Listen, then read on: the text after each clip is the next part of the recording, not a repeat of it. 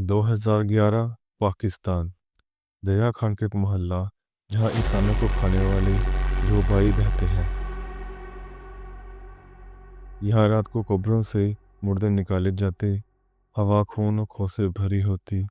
दो भाई मिलकर एक कब्र की खुदाई कर रहे हैं। यहाँ किसी को दफनाने के लिए नहीं, बल्कि अंदर जो दफन है इसको खाने के लिए। ये कोई अफसाना नहीं, बल्कि एक रियल स्टोरी है जो पाकिस्तान की तारीख में लिखी गई। इन दोनों ने एक या दो नहीं, बल्कि 100 से ज़्यादा मुर्दों को खाया।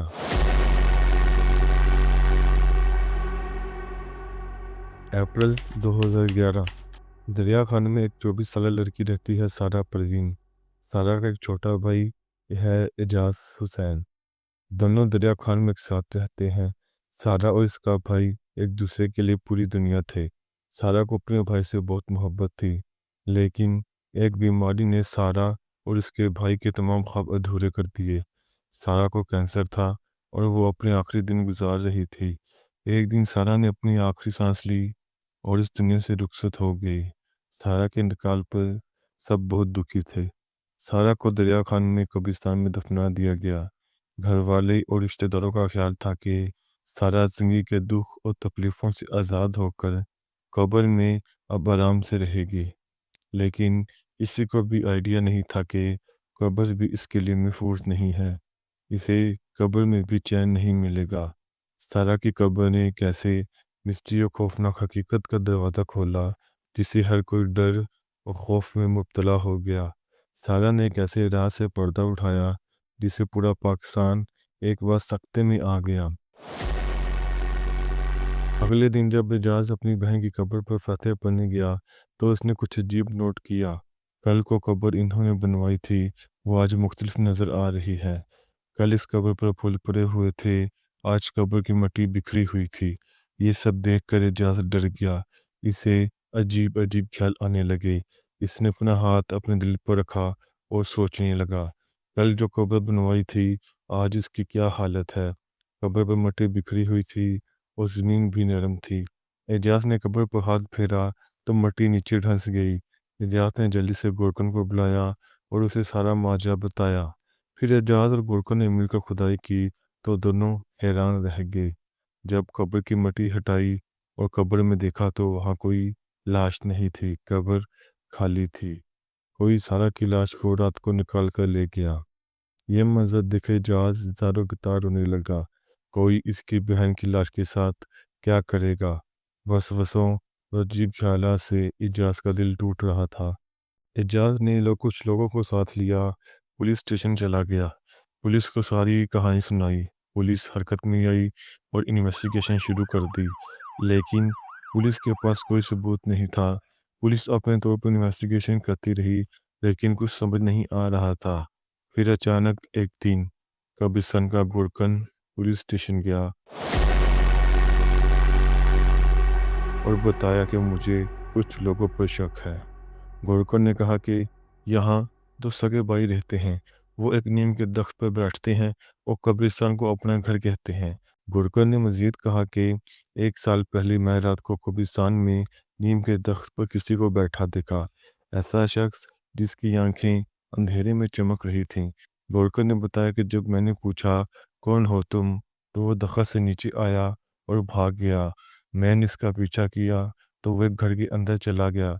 मैं जानता हूँ वो कहाँ रहते हैं। मुझे यकीन है इस मामले में इनका हाथ ज़रूर है।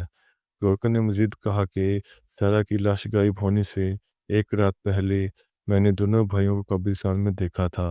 गोरकन की बातें सुनकर पुलिस स्टेशन में हर कोई हैरान और परेशान था।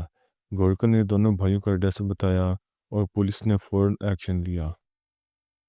पुलिस वहां पहुंची तो पता चला कि यह घर दो भाइयों फरमान और आरिफ का है। हमसायों से पूछा तो इन्होंने बताया कि ये दोनों भाई बहुत अजीब हैं। ये दोनों हर रात 2 बजे आग जलाते हैं और कुछ खाते हैं। इनके घर से अजीब और गरीब बदबू भी आती है। पुलिस ने एक भाई आरिफ को पकड़ लिया और इसे घर के अंदर ले गई। घर के अंदर एक कमरा था जिस पर ताला लगा हुआ था। इंस्पेक्टर के पूछने पर आरिफ ने ताला खोलने से मना कर दिया।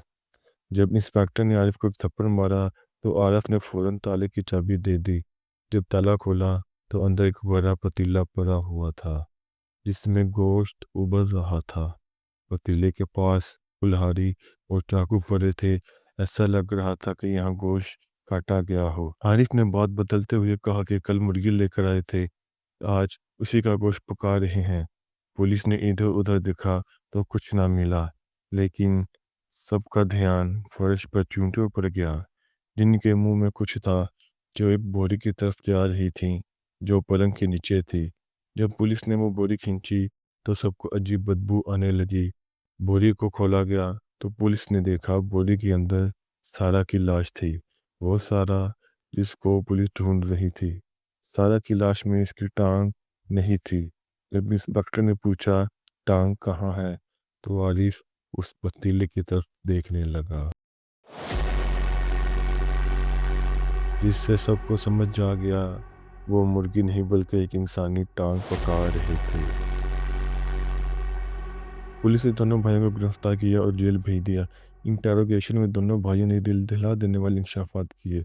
इन्होंने कहा कि हम दोनों इंसानी गोश्त खाते हैं, हम दोनों भाइयों को इंसानी गोश्त बहुत पसंद है और ये लड़की सारा हमारा पहला शिकार नहीं, इससे पहले हम 100 से ज़्यादा मुर्दों को कब्रों से निकाल कर खा चुके हैं।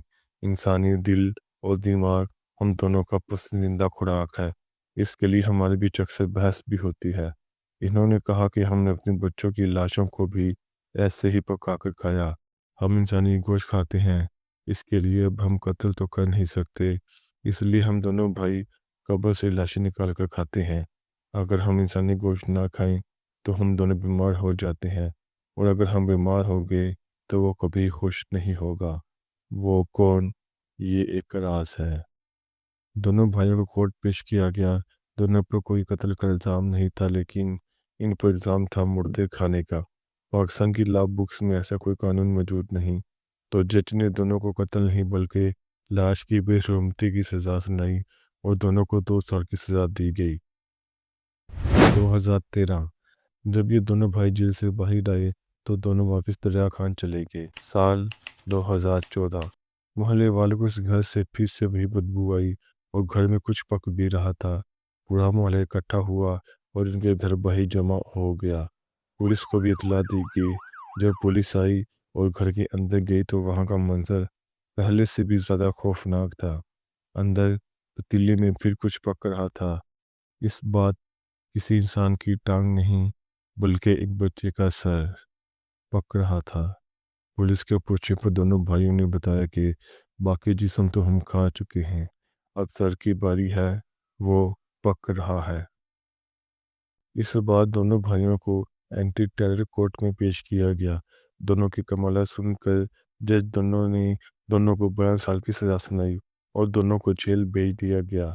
जेल के अंदर भी कहते हैं कि इन्होंने एक कैदी की उंगली काट कर खा ली। ये वो केस था जिसने पूरे शहर को खौफज़दा कर दिया। आज भी लोग इनके घर के करीब से गुजरते हुए खौफ महसूस करते हैं।